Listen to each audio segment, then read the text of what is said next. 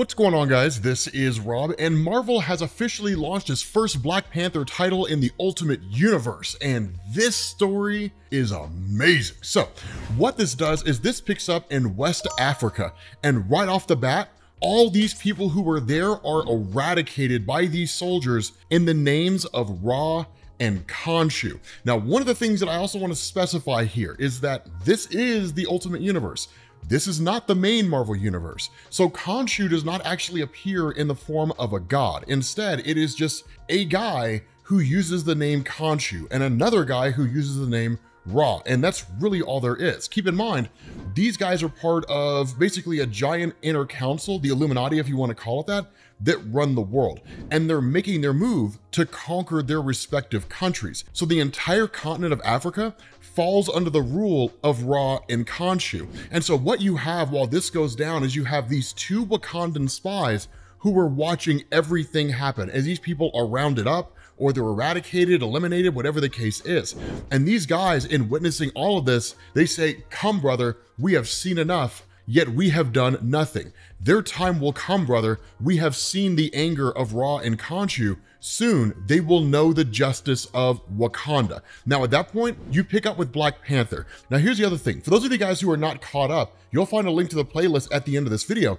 In effect, right, like the Maker, basically an evil alternate version of Reed Richards, had gone to an alternate universe, this particular universe that we're in here, and basically changed the past so that superheroes never came into existence in their traditional way. And so they're all kind of coming into existence in their own new ways. Hence the reason why you're gonna see some big differences here. One of the biggest differences from the main Marvel universe is that Black Panther is not married to Storm. Instead, he's married to Okoye, which I'm gonna be honest with you guys, I never knew I needed this. I think these guys are like a perfect couple. It makes perfect sense, especially thinking about the Marvel Cinematic Universe and the MCU. It just works, right? I love the idea. But the other thing is that much like the MCU, Okoye was at one point the general of the Dora Milaje, but in marrying Black Panther, she's not really playing that role anymore. Now she's really the high mentor for the Dora Milaje.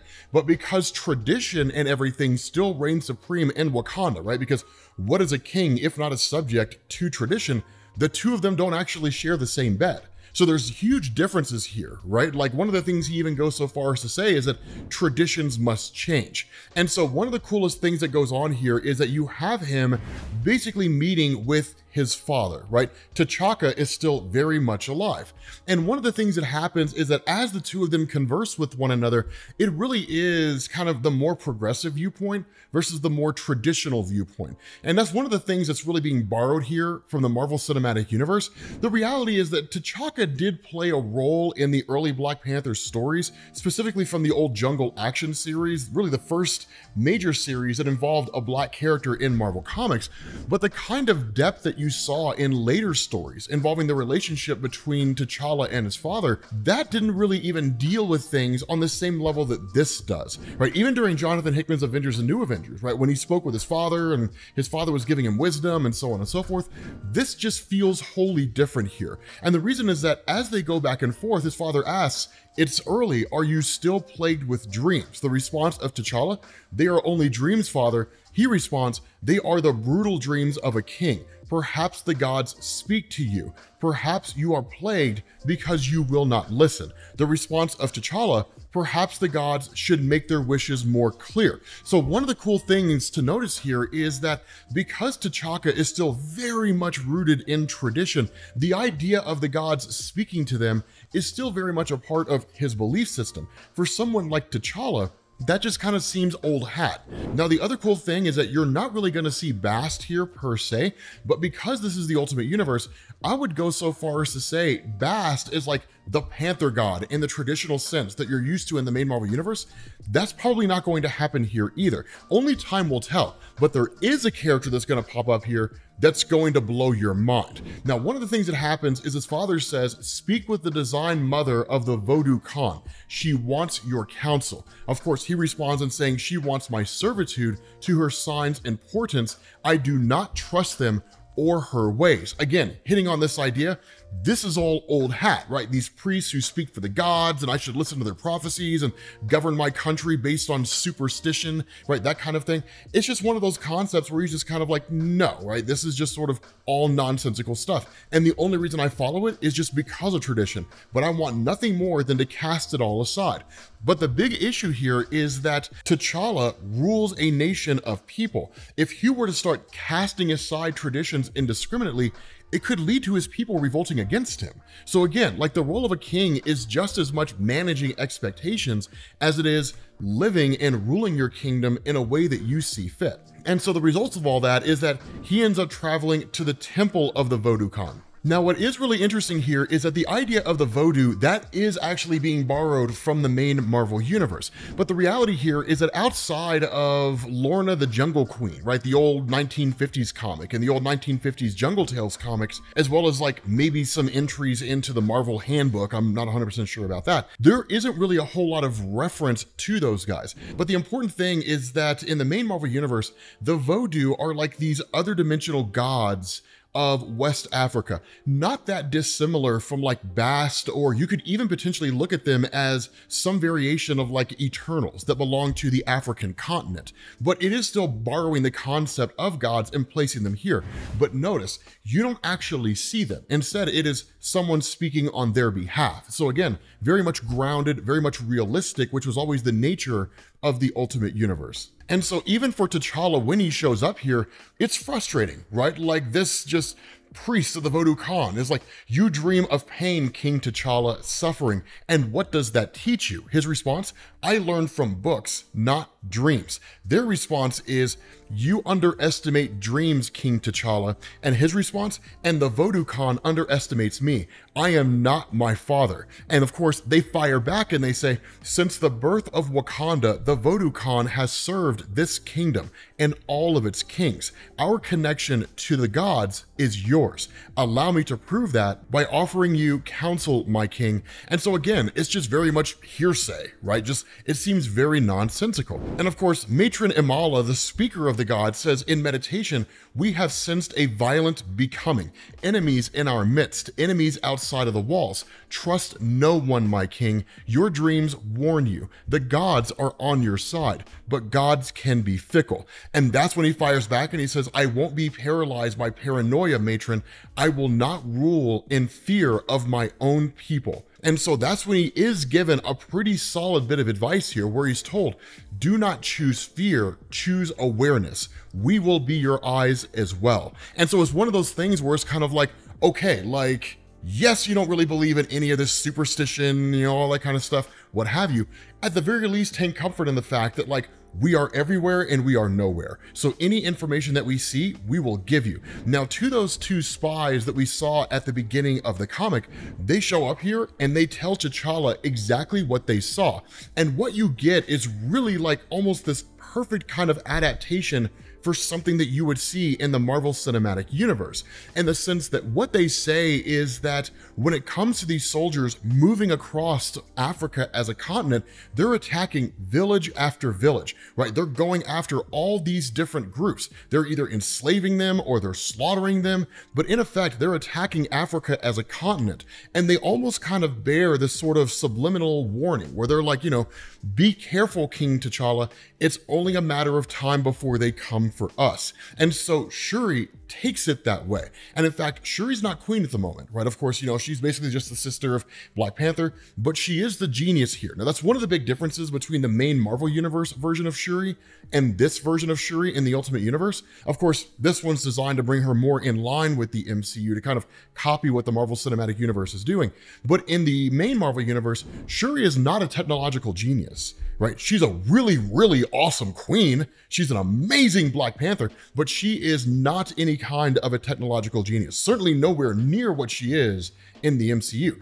This version here is. And so this is the reason why, if you love the Black Panther mythos in the Marvel Cinematic Universe, this is the comic for you, not the Black Panther comic in the main Marvel Universe. And so the thing here is that she's basically kind of makes this argument, we need to go to war. We have to go to war and we have to attack these forces head on. But T'Challa is a lot more wise than his sister is. And I would argue a lot more experienced here, because she keeps thinking that what he's saying is, well, we're not going to do anything, right? He's like, we're not going to enter into a war. And she's like, well, father would act, right? And he's just like, father is not king here. And I did not say that we would not act. The stance of T'Challa is, we need information. If we just go charging headlong into a war against enemies that we don't understand, we almost guarantee our loss.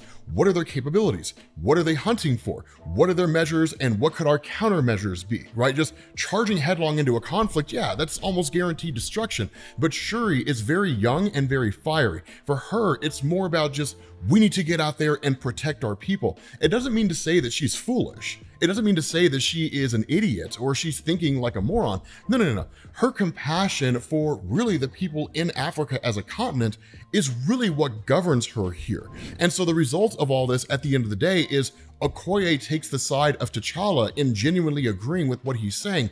We need to understand the foe that we are facing before we jump into a conflict, lest we guarantee our own destruction. And Shuri essentially just storms off. Now, what you end up getting is Shuri, who actually ends up meeting directly with Abeni, who is in effect the leader of the Dora Milaje at this point in time.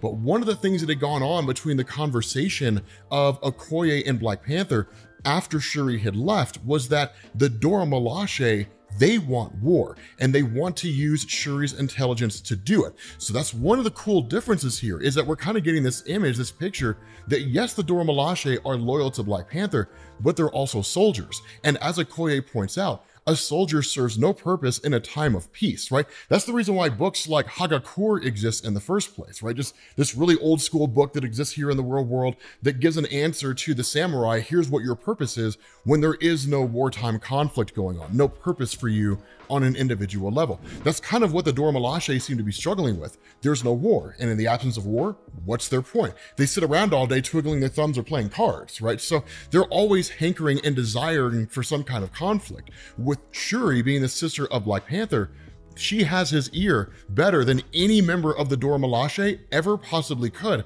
outside of Okoye. And so using Shuri, the goal is to goad Black Panther into a war. And in fact, the way this ends is going to be really, really interesting, because I'm curious to see how you guys interpret it. And so what Shuri is told is, use your mind, right? If you're so frustrated by everything going on, use your mind and build us something beautiful, right? Some kind of a deadly weapon.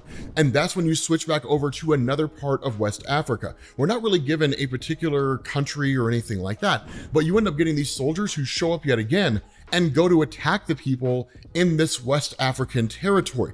The kicker about all this is that a guy appears out of nowhere, right? Who looks amazing, like brandishing this hatchet, and just starts chopping these guys to pieces. He sees this kid and he's just like, go hide, more are coming. And so as these forces show up, he says, my love, bless them. And like this force shows up out of nowhere. Lightning comes down, strikes these soldiers, destroys the ship.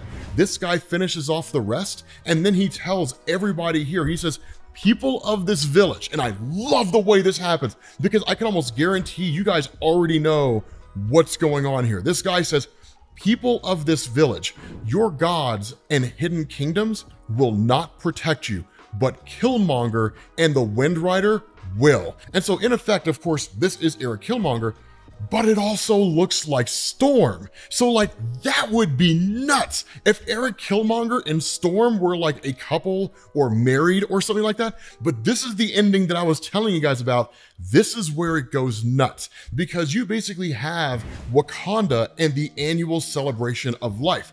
And T'Challa makes this grandiose speech. He says, today is the celebration of life. Today, we rejoice in the love we have for one another. This is our kingdom, built from the efforts of each and every one of you.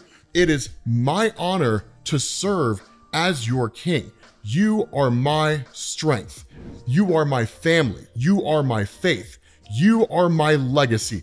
Only for us to find out that this priest who is here standing with him ends up basically revealing all these explosives tied to her chest. She shouts, for Khonshu, for Ra, detonates herself. T'Chaka himself is killed in the process. Black Panther immediately dons the outfit before he hits the ground, and he just tells everybody, get the queen, get my sister, and the Voodoo Khan. Our enemy calls themselves Moon Knight. Wakanda is at war. It's an amazing start to the Black Panther comic. With that being said, guys, we're gonna bring this to an end. Let me know what you think down in the comments section. If you need to get caught up, make sure you click this link to the playlist, and I will catch you all later.